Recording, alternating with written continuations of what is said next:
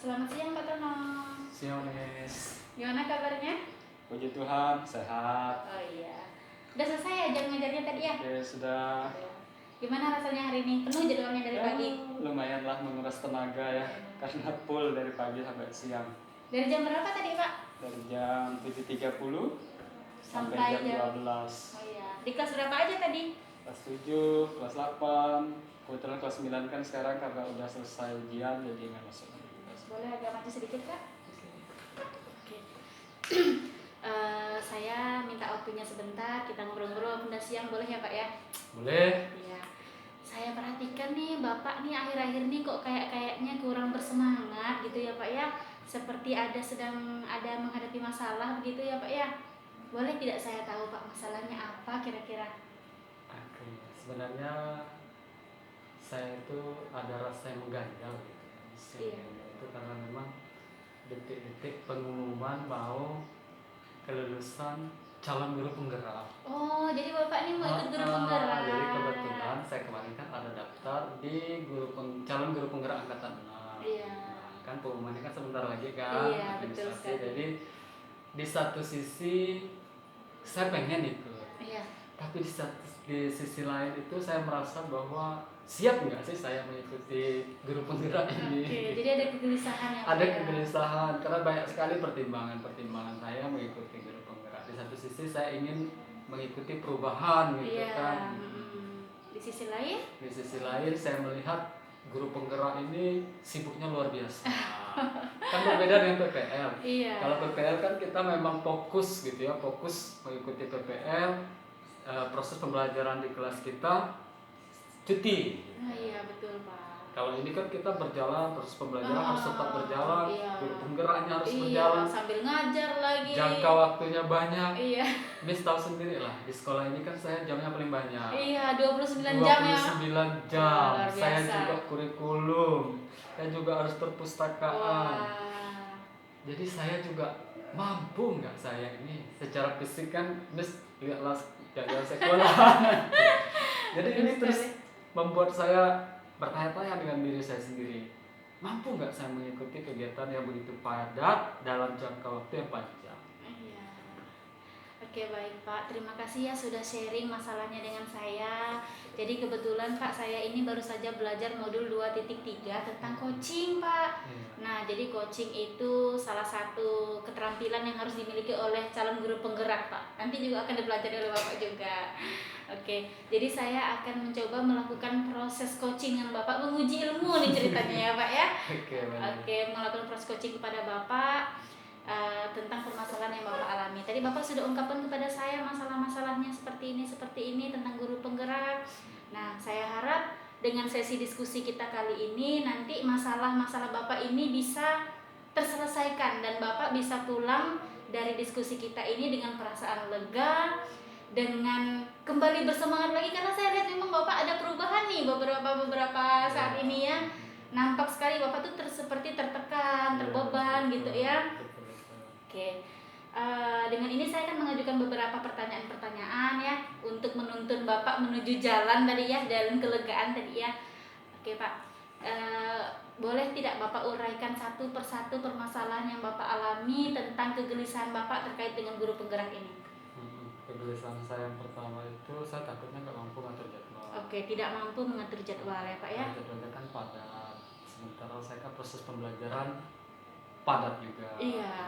Jadi saya nanti masih bingung karena kalau guru penggerak ini kan kita dikejar deadline gitu kan, setiap hari kita harus dikejar deadline. Tapi nanti dalam perjalanannya itu saya nggak mampu mengikutinya Bu. Nah, jadi saya tuh harus banyak pertimbangan. Kalau saya udah terlanjur terjun ke situ, tidak bisa mundur. Nggak bisa mundur. Iya. Itu yang jadi apa ya? Jadi permasalahan, Beban pikiran ya Pak ya. gitu. Sementara satu sisi tugas kita itu banyak. Iya. 20 jam 29 jam lagi ya, 29 jam ya, itu bukan waktu yang sebentar itu ya Pak ya. Dari pagi sampai siang pasti ada jadwal terus setiap hari, Senin sampai Sabtu ya Pak ya. Betul. Oke. Permasalahan yang pertama Bapak susah mengatur jadwal. Ada lagi tidak permasalahan yang lain kira-kira? Permasalahan yang kedua itu ini terserang ya, di sini memang masalah intrinsik saya. Iya. Yang dari dulu ya, saya ingat saya itu dari SMP karena saya dulu SMP itu sempat saya sadar sekarang ini bahwa saya dulu korban bullying. Oh gitu. Iya. Jadi dulu saya ingat betul, setiap saya berbicara, setiap saya menyampaikan pendapat atau disuruh guru, teman-teman tuh selalu suka tertawa. Wow. Suka tertawa melihat saya. Terus mereka bilang saya tuh lemah gitu ya, saya apa ya, kayak apa ya, beda lah katanya dengan anak-anak lainnya gitu. Dari situ saya merasa minder, saya merasa bahwa wah saya ini nggak pantas deh bergabung sama mereka gitu. Jadi sehingga saya kalaupun saya bisa itu saya lebih memilih diam. Dan itu saya pendam terus. Dan sekarang saya baru menyadari bahwa ternyata saya itu adalah salah satu korban bullying di masa saya dulu.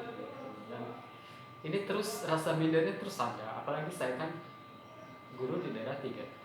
Kita ketahui bahwa fasilitas sekarang lah kita baru menikmati, ada listrik, baru sekarang ini kan selama 9 tahun saya di sini kan kita nggak ada sinyal, nggak ada listrik baru sekarang. Jadi ini juga membuat di hati kecil saya juga, nanti kan saya juga harus berkolaborasi dengan teman-teman yang hebat di kota gitu. Mampu nggak saya menyesuaikan diri dengan mereka? Saya turut prihatin ya Pak ya, kalau Bapak tuh menjadi salah satu korban bully di masa lalu ya Pak ya, yang menimbulkan luka yang Bapak pendam tanpa Bapak sadari, itu timbul sampai sekarang ya Pak ya. Luar biasa ya. Bully itu jahat sekali ya Pak ya. Ini sebagai bekal saya juga untuk mendidik anak-anak supaya jangan terjadi bullying dalam bentuk apapun. Dan itu sering, bahkan selalu saya ingatkan kepada anak-anak bahwa bullying itu jangan sampai, karena kita ini sama siapapun kita ini diciptakan Tuhan sama ya. Jadi kita nggak berhak untuk membuli orang lain. Kalau kita merasa diri kita hebat, kita merasa bahwa fisik kita oke dibandingkan itu adalah bonus yang harus kita syukuri. Nggak boleh kita untuk merendahkan orang lain, nggak boleh kita untuk menghina orang lain, tapi jadikanlah itu untuk menjadi berkat bagi. Justru harusnya kita membantu ya Pak ya, menjadi berkat tadi, maksudnya membantu orang lain ya Pak ya. Kalau kita merasa lebih hebat ya bantulah dia. Kalau menurut kita dia kurang, kasih masukan, harusnya begini. Iya, bukannya malah menertawakan, mengolok-olok ya Pak ya. Iya betul, mengolok. Oke baik Pak. Jadi permasalahan Bapak ini ada dua ya, yang besarnya ya. Yang pertama tadi ketakutan Bapak akan kesulitan mengatur jadwal karena beriringan tadi ya Pak ya, tugas kita sebagai guru di sekolah, kemudian tugas sebagai calon guru penggerak yang juga dipenuhi deadline gitu ya Pak ya. Kemudian yang kedua adalah rasa minder atau rasa kurang percaya diri Bapak untuk bergaul, berkolaborasi dengan rekan-rekan guru yang mungkin dari daerah yang lebih besar gitu ya Pak ya, karena Bapak merasa di daerah bertugas di daerah 3T dengan segala keterbatasan ini itu walaupun ada internet dan listrik tapi masih merasa belum sehebat gitu lah ya Pak ya guru-guru yang ada di kota. Baik Pak. Bapak ini tinggal di sekolah ya? Iya, tinggal di sekolah. Selain mengajar, Bapak ada pekerjaan lain di luar kira-kira? Kesibukan lain di luar ada tidak? Kesibukan paling bantu istri. Iya, bantu istri. Seperti apa contohnya Pak? Ya belanja, karena istri saya kan nggak bisa pakai motor ya. Jadi kemana-mana tergantung dengan saya. Jadi contoh hal kecil saja, ketika di rumah nggak ada sayur, jadi tunggu saya pulang baru antar istri belanja. Waktu sore Bapak itu biasanya Bapak gunakan untuk apa? Ya waktu sore biasanya saya gunakan untuk berkebun. Misalnya lihat saya nanam, saya hobinya nanam sayur. Iya, saya lihat subur-subur ya itu tanamannya. Hobinya nanam sayur. Jadi saya kalau udah nanam sayur, ada tomat, cabai, itu bahagia, membuat saya ya? tuh bahagia, rileks. Jadi ketika ada masalah itu udah hilang. Nah Pak, guru penggerak ini Bapak sebenarnya sudah punya salah satu kompetensi guru penggerak nih Pak. Karena guru penggerak itu seperti petani yang menyirami, membuat berusaha melakukan segala cara agar tanaman itu, anak muda itu kita utamakan seperti tanaman, kita umpamakan tanaman. Bagaimana Bapak itu membuat tanaman itu tumbuh menjadi subur dan itu akan menimbulkan bahagia sendiri dari kita. Baik berkaitan dengan ketakutan Bapak akan mengatur jadwal tadi. Kira-kira dengan pertanyaan-pertanyaan yang saya ajukan tadi bahwa Bapak tidak ada kesibukan yang terlalu penting, maksudnya tidak menghadiri meeting apa segala macam gitu ya Pak ya, kalau sore hari ya. Cuma itu kan terkadang harus kayak kurikulum itu kan harus atur jadwal. Enggak sih setiap saat. Iya. Oh Bapak sebagai kurikulum juga ya. Nah jadwal, kemudian mengatur jadwal teman-teman yang mau supervisi gitu kan. Kemudian berarti Bapak pandai lah mengatur jadwalnya sebenarnya ya. pandai mengatur jadwal, tapi kan itu mengatur jadwal itu kan untuk mengatur teman-teman gitu. Oh gitu ya Pak ya. Membagi jadwal untuk kawan-kawan gitu. Kan nggak kita semua yang menerapkan itu kan. Oh, gitu. Nah, sebenarnya Bapak udah ada kekuatan nih di sini nih. Kekuatannya itu Bapak udah terbiasa sebenarnya mengatur jadwal. Bisa tidak Bapak buat koneksi antara kemampuan Bapak dalam mengatur jadwal, kemudian waktu-waktu Bapak tadi sebagai kurikulum yang memang Bapak punya kesibukan sebagai kurikulum tapi tidak setiap hari, kemudian dengan waktu Bapak sore yang Bapak tidak ada kepentingan yang terlalu bagaimana selain melaksanakan hobi dan membantu istri tadi. Bisa tidak Bapak kira-kira koneksikan begitu? Bagaimana cara Bapak menyelesaikan masalah Bapak yang pertama tadi, yaitu kesulitan Bapak untuk mengatur jadwal? Mungkin saya lebih sekarang itu lebih belajar bagaimana memanage waktu saya, dengan membuat jadwal kapan saya harus menyelesaikan tugas saya, kapan saya harus bantu istri, kapan juga saya harus berkebun. Jadi kalau memang saya nanti lulus gitu ya, kalau administrasi lulus ya saya berusaha semampu saya. Dia dengan berusaha untuk mengatur jadwal, kemudian juga berkolaborasi dengan BIS lah bagaimana cara, karena BIS kan sudah terlebih dahulu terjun di dunia penggerak dan saya melihat pasti saya akan bantu Pak. Bagaimana Pak langkah-langkah Bapak kira-kira seandainya Bapak sekarang nih sudah jadi guru penggerak nih, sudah menjadi calon guru penggerak nih, Bapak harus menyelesaikan modul 1, bisa tidak Bapak ceritakan langkah konkret Bapak dalam 1 hari misalnya? Itu biasanya 1 hari itu berapa? Biasanya tagihan? 1 hari satu tagihan. 1 hari 1 tagihan. Iya. Bagaimana Bapak kira-kira? Dari pagi? Pertama dari pagi sampai siang itu udah pasti dah 100% itu di sekolah. Iya. Itu nggak bisa diganggu gugat ya, karena memang justru kalau kita ganggu gugat nanti tidak maksimal ya Pak ya, kita belajar di kelas ya. Betul, karena memang itu waktu kita untuk anak-anak. Kemudian setelah pulang sekolah, tentu kalau saya itu pulang sekolah itu wajib istirahat. Iya betul Pak, harus. Saya nggak bisa saya orangnya nggak bisa dikejar nih harus selesai nih sekarang, saya nggak bisa seperti betul sekali. Jadi kalau saya sudah istirahat, baru saya memulai dengan aktivitas saya yang lainnya. Tentu nanti saya akan pilih waktu. Saya biasanya waktu yang enak untuk mengerjakan sesuatu itu biasanya setelah saya istirahat, istirahat siang, atau setelah saya bantu anak saya mengerjakan PR atau ngajar anak saya dulu. Karena saya setiap malam itu saya ada luangkan waktu untuk membimbing anak saya. Iya betul sekali. Jadi setelah itu mungkin saya pakai. Bagaimana untuk masalah yang pertama ini, kira-kira Bapak bisa membayangkan diri Bapak nanti sebagai calon guru penggerak mengatur jadwal setiap hari seperti itu? Ada hambatan atau masalah? Atau Bapak perlu bantuan dari siapa kira-kira? Boleh ceritakan ke saya. Paling nanti saya tetap orangnya perlu partner. Iya. Saya orangnya nggak bisa. Saya kalau ada masalah itu saya nggak bisa saya sendiri. Saya nggak bisa. Saya harus ada teman untuk berbagi. Jadi saya nanti ketika saya mengalami kesulitan dalam mengatur jadwal, tentu saya minta masukan. Orang-orang terdekat saya lah. Kalau di sini kan Miss orang terdekat saya, kalau di lingkup sekolah gitu ya. Kalau di rumah ya paling bisa curhatnya sama istri. Iya. Kalau hambatan-hambatan yang bersifat seperti hal-hal bukan seperti orang gitu ada tidak kira-kira? Mungkin ini ya. Dari sarana prasarana atau fasilitas misalnya ada tidak? Kalau dari fasilitas ya mudah-mudahan kita lancar kayak gini terus ya. Kita nggak tahu ke depannya ya. Iya, mudah-mudahan ya. Iya, kalau lancar seperti ini enak lah kan. Jadi kita juga bisa belajar kita tuh nggak terbatas oleh ruang dan waktu kan kalau ada internet. Tapi nanti kalau misalnya ada gangguan dari internet, saya kan orangnya mudah panikan. Iya. Jadi misalnya nih, jadwal saya untuk simulasi mengajar nih udah ditentukan. Ternyata saya nggak siap gara-gara sinyal internet. Iya, itu saya udah blank semuanya. Printer segala macam ya. Itu gangguan-gangguan dari luar itu menurut saya kalau bagi saya itu sangat sangat berarti, itu mempengaruhi. Nanti kalau Bapak terpilih beruntung menjadi peserta sebagai calon guru penggerak, nanti Bapak akan belajar modul yang namanya pembelajaran sosial emosional. Itu akan sangat membantu Bapak mengatasi rasa-rasa itu ya, rasa-rasa kepanikan, bagaimana Bapak membawa diri atau mengendalikan diri saat hal-hal yang kita rencanakan terjadinya tuh tidak seperti yang kita rencanakan. Saat datangnya gangguan-gangguan dari luar yang tidak kita inginkan, itu nanti Bapak akan belajar.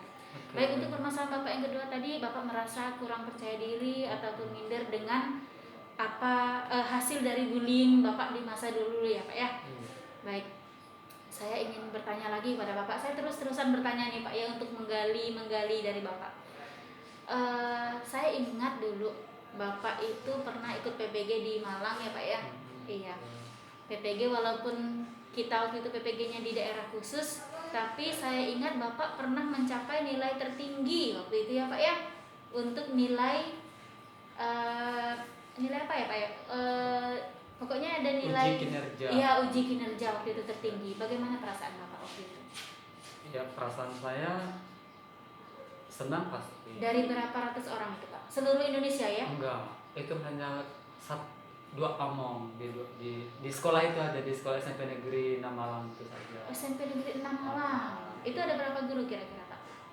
Ramai kan, sekitar 20-an guru. Wah, 20-an guru. Dan itu dari kabupaten lain juga atau dari semua, dari Sabang sampai Merauke kan. Wow, dari Sabang sampai Merauke Pak. Wah, hebat sekali. Itu pas uji kinerja saja.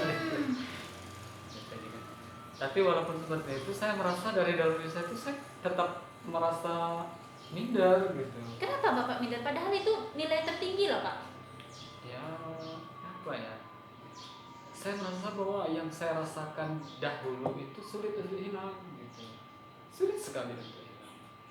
Terkadang saya ini punya pemikiran, punya ide, punya pendapat, tetapi untuk mengemukakan, saya orang tipe orang kalau nggak ditunjuk, saya nggak ngomong.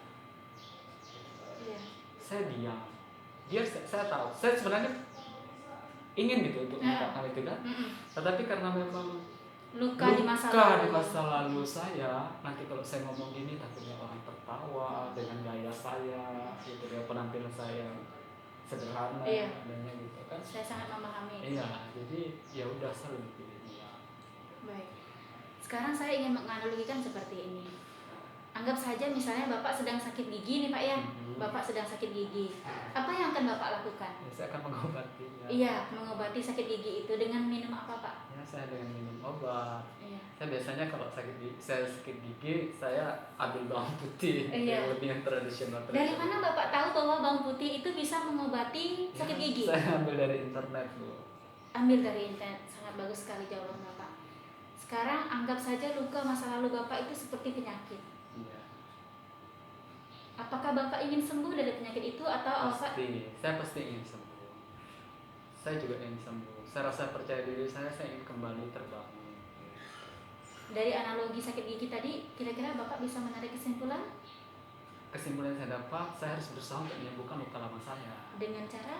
Ya, dengan cara mungkin saya lebih memberanikan diri, saya lebih mengenal potensi diri saya bahwa saya itu sebenarnya mampu, bisa, tapi terkadang untuk mengungkapkan itu saya masih ragu.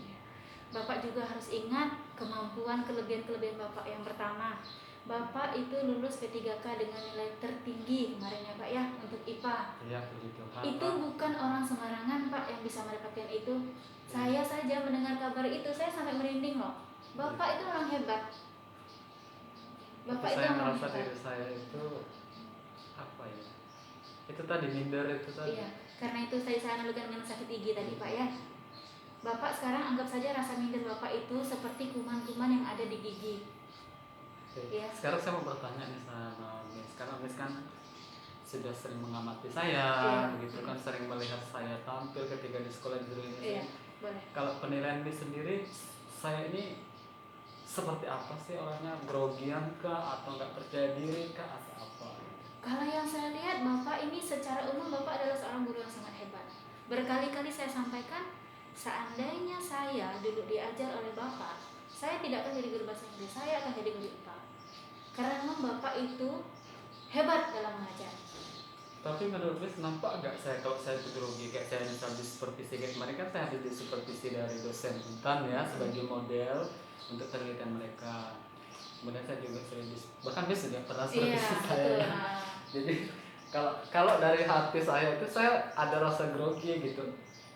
Saya tuh orangnya begini, saya tuh mudah down, mudah sekali down, karena saya merasa diri saya ini bahwa saya tuh nggak layak, nggak pantas, nggak bisa. Walaupun orang lain bilang, bagus, ini bagus, tapi saya merasa saya grogi itu masih tetap ada, rasa Iya. gak percaya diri itu masih tetap ada. Saya rasa grogi itu wajar Pak dimiliki oleh semua orang. Saya rasa kalau orang sampai dia tidak punya rasa grogi itu sih saya tidak bisa bilang, mungkin sudah keterlaluan ya Pak ya. Iya, iya. Tapi grogi Bapak itu sama sekali tidak nampak saat Bapak tampil. Ya, Percayalah. serius ya? Iya, serius. Serius. Rasa grogi Bapak itu tidak tampak pada waktu Bapak menampilkan sesuatu. Contohnya pada waktu supervisi mana itu tidak tampak sama sekali Bapak sedang grogi. Kalau orang yang nampak itu kan dia megang kertas saja bisa bergetar, kan? Atau kehilangan kata-kata. Tapi Bapak masih bisa menyusun kata-kata Bapak dengan baik. Saya juga grogi kok Pak. Saya juga grogi. Tapi kita bisa menutupi rasa itu dengan tidak terlalu mencolok begitu Pak ya. Mungkin itu perasaan Bapak saja. Itulah saya bilang tadi, rasa minder Bapak itu sama seperti penyakit yang harus Bapak obati, di mana obatnya itu tidak ada pada orang lain. Betul. Iya. Dan saya itu Miss, luka lama saya bukan hanya dari situ saja. Saya dulu kan karena keterbatasan ekonomi orang tua. Iya. Jadi untuk menempuh pendidikan SMP itu saya harus tinggal di tempat orang. Nah, orang ini melihat saya rajin, jadi kalau menurut saya itu dimanfaatkan gitu. Saya dimanfaatkan, jadi awalnya mereka ternak babi 2 ekor. Jadi lihat saya rajin, mereka beli, kan itu kan reproduksi kan terus gitu. Babi itu kan banyak, reproduksinya banyak, sampai 24 ekor. Jadi saya itu setiap hari harus mencari keladi yang jumlahnya besar, cari kayu api, terus saya harus ke kebun, tanam sayur, jual sayur, seperti itu. Itu berlangsung selama 3 tahun. Dan saya ingat betul. Itu waktu SMA ya? SMP. SMP. Saya ingat betul ya kejadiannya. Ketika saya mencari keladi, kemudian sepeda saya untuk saya bawa keladi itu diikat sama anak-anak, dilempar. Ya. Terus saya nyampe ke sepeda itu, saya menangis karena udah nggak ada lihat sepeda saya sini. Lalu datang anak-anak ramai-ramai, anak babi. Lalu saya terduduk sedih, saya tanya mana sepeda saya, itu udah kami lempar ke sana. Jadi saya sering seperti itu gitu. Dan itu membuat saya merasa bahwa saya ini lain dari itu. Rasa minder itu kalau mungkin sampai mati pun saya nggak bisa lupa. Ya. Itu luka masa kecil kita ya Pak ya. Iya. Seperti yang tadi kita diskusikan bahwa memang luka masa kecil Bapak itu seperti Bapak mengetahui cara bagaimana bawang putih itu bisa mengobati sakit gigi, mungkin Bapak bisa bagaimana cara Bapak mengobati sakit Bapak itu. Ya, saya akan berusaha. Dengan cara apa yang Bapak tempuh misalnya? Dengan curhat dengan di sini aja saya sudah merasa agak kelegaan. Sudah merasa kelegaan bahwa ada perhatiannya, ada apa ya? Miss pun bisa merasakan apa yang saya rasakan. Mungkin saya akan berusaha untuk apa ya? Untuk menggali potensi saya bahwa saya ini bisa gitu. Kenapa saya harus minder? Kemudian Bapak juga bisa ada sumber internet, mungkin apa yang bisa Bapak lakukan di internet berkaitan dengan luka masa kecil Bapak? Mungkin nanti saya akan mencari referensi bagaimana cara mengatasi rasa trauma, luka lama, bullying di masa lalu, bagaimana upaya-upayanya. Mudah-mudahan dengan saya membaca, mempelajari, saya mampu ya sedikit untuk apa ya, terus meningkatkan rasa percaya diri saya. Berkaitan dengan kelebihan ataupun kemampuan Bapak, mungkin Bapak bisa melakukan sesuatu dengan itu. Misalnya mungkin Bapak bisa menulis kelebihan-kelebihan yang Bapak miliki, kemudian ditempel mungkin di dinding. Salah satu cara ya, saya pernah memenangkan ini, saya pernah mendapatkan ini. Itu juga menjadi salah satu cara kita dalam membangun rasa percaya diri bahwa saya ini bisa. Saya bukan saya yang dulu. Saya ini bukan saya yang dulu. Saya bukan anak yang dibilang mereka seperti dulu anak babi, itu bukan. Saya juga pernah berada di posisi itu walaupun tidak separah itu. Sayang sekali orang yang menghina saya dulu sudah meninggal, sayang sekali. Seandainya beliau masih ada, saya ingin datang ke depan beliau. Saya ingin katakan, ini saya Bu, ini saya yang dulu Ibu hina. Seperti itu. Tapi tujuannya tentu saja kita bukan untuk membanggakan diri ya Pak ya, tapi hanya untuk mungkin hal itu hanya dalam hati saja, mungkin tidak sebaiknya dikatakan ya Pak ya kepada orang itu. Tapi seandainya kita punya kesempatan, mungkin kita bisa bersilaturahmi dengan orang tersebut kan, saling bertukar pikiran atau mendiskusikan, ataupun entah mungkin dari situ nanti terbukalah hal-hal yang terjadi di masa lalu. Jadi hasil diskusi kita hari ini untuk mengatasi permasalahan Bapak yang 2 tadi, bisa Bapak ulangi apa-apa yang saja akan Bapak lakukan. Yang pertama tadi tentang permasalahan jadwal. Saya akan mengatur jadwal saya, kapan saya harus untuk keluarga, kapan saya harus melakukan tugas saya nanti sebagai calon guru. Jadi saya harus membuat jadwal untuk itu, sehingga sudah terpola lah kapan waktunya saya untuk keluarga, kapan waktunya untuk sekolah, kapan waktunya untuk kemudian untuk mengatasi rasa percaya diri tadi, supaya timbul kembali gitu rasa percaya diri seperti masukan dari Miss. Mungkin saya harus kenal dulu bahwa ternyata saya punya potensi, saya punya kemampuan, dan saya akan berusaha untuk mencari referensi di internet seperti apa cara mengatasi luka lama akibat bullying. Karena saya yakin percaya bahwa apapun penyakit kita, baik secara psikologis maupun secara fisik, semuanya pasti ada jalan keluar. Betul sekali. Dan mudah-mudahan saya bisa gitu. Bapak harus percaya Bapak bisa. Iya. Ya, karena tubuh kita kan terdiri dari berapa puluh persen air sebagai guru IPA Pak? Ya, 90. Iya, 90% tubuh kita dari air. Dan air itu mengikuti apa yang kita katakan Pak. Iya. Ada penelitian yang mengatakan bahwa partikel-partikel air itu saat kita mengatakan hal yang baik, saya tidak tahu ini hoax atau bukan ya, saat kita mengatakan hal yang baik pada partikel air, maka dia akan membentuk partikel-partikel yang baik. Tapi saat kita mengatakan hal yang jelek di depan air, maka air itu akan membentuk partikel-partikel yang jahat. Mungkin nanti Bapak bisa, atau kita sama-sama bisa search ya masalah itu ya. Makanya itu timbullah motivasi-motivasi. Dalam arti apa? Saat kita mengatakan hal yang baik tentang diri kita, oh saya bisa, oh saya pintar, oh saya mampu, maka secara naluriah tubuh kita akan mengikuti hal tersebut Pak. Tapi saat saya mengatakan, saat saya bilang sama diri saya ini bodoh, saya ini kuno, saya ini tertinggal, secara otomatis tubuh kita itu akan mengikuti hal-hal negatif kan dari perkataan. Kemudian saya sering ini tuh hal kecil aja lah, misalnya nih kita ketemu teman, terus teman bilang, loh kok kamu sekarang kurus benar ya? Nah, saya sering sekali gitu. Itu juga menimbulkan saya rasa tertekan gitu. Itu juga pengaruh sekali. Iya, karena itulah tubuh kita terdiri dari air tadi Iya, ya, apa yang kita katakan. Jadi seandainya oleh karena itu kita belajar bahwa kita itu gak boleh mengatakan sesuatu yang buruk terhadap orang. Betul sekali Pak. Hal kecil aja, ketika kita memotivasi, mensupport seseorang, itu akan membangkitkan aura positif orang tersebut gitu ya. Dan pelajaran itu saya terus terapkan di proses pembelajaran saya, bahwa harus memotivasi anak, bahwa mereka semua ini punya kesempatan yang sama, mereka ini hebat-hebat gitu. Betul sekali Pak. Kadang-kadang apa yang kita sampaikan kepada orang lain, rasa kita mungkin sederhana, biasa aja, tapi kita tidak tahu ya Pak ya. Mungkin seperti kalau misalnya saya dibilang, kamu kurus, saya bahagia, tapi saat kepada Bapak, Bapak kok kurus gitu, Bapak merasa down gitu. Jadi kata-kata itu kadang-kadang berkonotasi beda-beda tergantung orangnya ya Pak ya.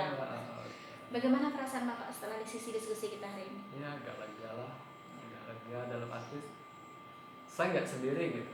Saya ada teman yang selalu mensupport saya. Betul sekali, saya akan selalu siap untuk membantu Bapak nantinya proses kedepannya. Kemudian saya juga kalau Bapak ada masalah, saya juga siap untuk jadi teman cerita ya Pak ya. Selain itu saja dari Ibu di rumah ya Pak ya. Oke baik, terima kasih sekali ya Pak ya, sudah lega lumayan ya Pak ya.